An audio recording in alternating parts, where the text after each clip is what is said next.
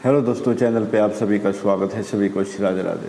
दोस्तों, आज की वीडियो में हम बात करने वाले हैं दुनिया में यात्री कौन है, गरीब कौन है, गंवार कौन है और मूर्ख कौन है।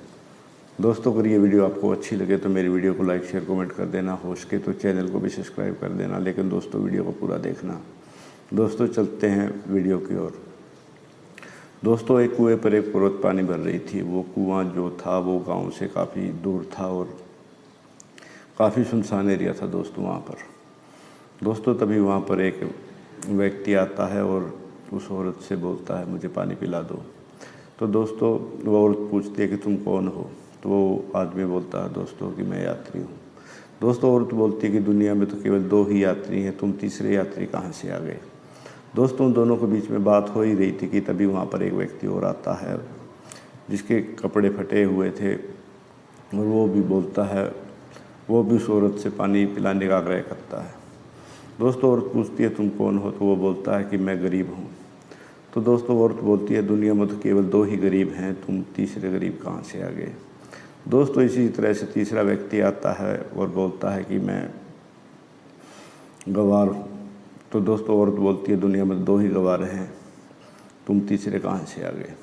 दोस्तों, इसी तरह से चौथा व्यक्ति आता है और बोलता है कि मैं मूर्ख हूँ। दोस्तों, वो औरत उनसे घबरा जाती है क्योंकि वो कुआँ जो था वो गाँव से काफ़ी दूर था और सुनसान एरिया था। दोस्तों, वो प्यासे थे, वो उनको पानी भी पिलाना चाहती थी। तो वो उनसे बोलती है तुम मेरे घर पे चलो, मैं तुम सबको पानी पिला दूँगी। दोस्तों, वो चारों उनके साथ उनके घर पे चले जाते हैं। दोस्तों, उस औरत के घर पे उसके औरत के अलावा उसके सास ससुर थे और जो उनके पति थे वो काम के सिलसिले में घर से बाहर ही रहते थे। तो दोस्तों, जो उस औरत का ससुर है वो देखता है कि भाई इसका पति तो घर से बाहर रहता है और ये अब गैर मर्दों को घर पे लाने लग गई। तो दोस्तों, वो बिना सोचे समझे अगले दिन राजा के दरबार में चला जाता है और राजा को सभी बात बताता है। दोस्तों, राजा अपने कुछ सैनिकों को उस औरत के पास भेजता है, बोलता है उसको दरबार में पेश किया जाए। तो दोस्तों, जब राजा के सैनिक उस औरत के पास जाते हैं और बोलते हैं कि राजा ने आपको दरबार में बुलाया है, तो औरत बोलती है राजा से ये पूछ के आओ किस रूप में आना है, बेटी के रूप में, बहन के रूप में या फिर बहू के रूप में। तो राजा के पास वापस सैनिक जाते हैं और राजा बोलता है कि उस औरत को बहू के रूप में दरबार में पेश किया जाए। दोस्तों, राजा उसके लिए पालकी भेजता है और पालकी में बैठ के और दरबार में पहुंच जाती है। दोस्तों, राजा उनको सारी बातें बताता है जो उस औरत के ससुर ने उसको बताई थी और बोलता है कि तेरा जो पति है वो तो काम के सिलसिले में घर से बाहर रहता है और तुम अपने घर पर अपने पति की गैर मौजूदगी में पराये मर्दों को बुलाती है। तो दोस्तों, औरत उनको बताती है राजन, मैं जिस कुएं से पानी लेने गई थी वो गांव से काफ़ी दूर था और उनको देख के मैं घबरा गई थी और वो प्यासे थे तो उनको पानी भी पिलाना था, इसलिए मैं उनको अपने घर पे ले आई। और राजन, मैंने उनसे चारों से एक एक सवाल पूछा था और उनका भी जवाब उन्होंने नहीं दिया। तो राजा को सारे सवाल बता देती है वो औरत प्रश्न जो उस औरत ने उन चारों से पूछे थे। तो राजा बोलता है कि इनका जवाब भी तुम खुद ही दो।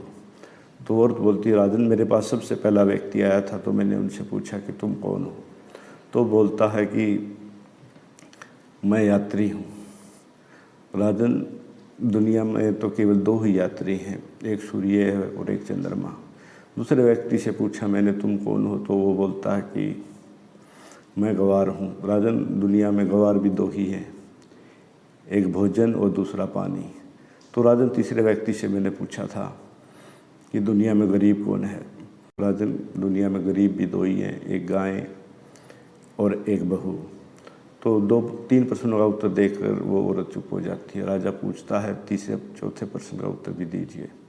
तो औरत बोलती है राजन, मैं चौथे प्रश्न का उत्तर तो दे सकती हूँ, लेकिन इससे आपको काफ़ी क्रोध आएगा, आप मेरे को फिर बाद में दंड भी दोगे। तो राजा बोलता है ना ही मेरे को क्रोध आएगा और ना ही मैं आपको दंड दूंगा, आप चौथे प्रश्न का उत्तर दीजिए। तो औरत बोलती है राजन, चौथा प्रश्न था कि मूर्ख कौन है। राजन, सबसे पहला मूर्ख तो मेरा ससुर है जो अपने घर की इज्जत को अपने घर से बाहर ले आया और बिना सोचे समझे आपके दरबार में पहुंच गया। अगर ये मेरे से घर पे ही पूछ लेता सारी बात, तो मैं उनको सारी बात घर पे बुला देती है और यहाँ तक बात आती ही नहीं। और राजन दूसरे मूर्ख हो आप, क्योंकि आपने अपनी बहू को अपने दरबार में बुला लिया बिना सोचे समझे। दोस्तों, इससे राजा को काफ़ी क्रोध आता है, लेकिन वो कुछ देर शांति से बैठ के सोचता है, सारी बात उसको समझ में आ जाती है। तो दोस्तों, इस कहानी का तात्पर्य है कि भाई जो भी कार्य करना चाहिए हमें सोच समझ के करना चाहिए। कभी कभी हम जो बिना सोचे कार्य कर देते हैं तो उसका काफ़ी बुरा परिणाम मिलता है। दोस्तों, आज की वीडियो में इतना ही। अगर वीडियो अच्छी लगी तो लाइक शेयर कमेंट कर देना, हो सके तो चैनल को भी सब्सक्राइब कर देना। आज की वीडियो में इतना ही। जय श्री कृष्ण।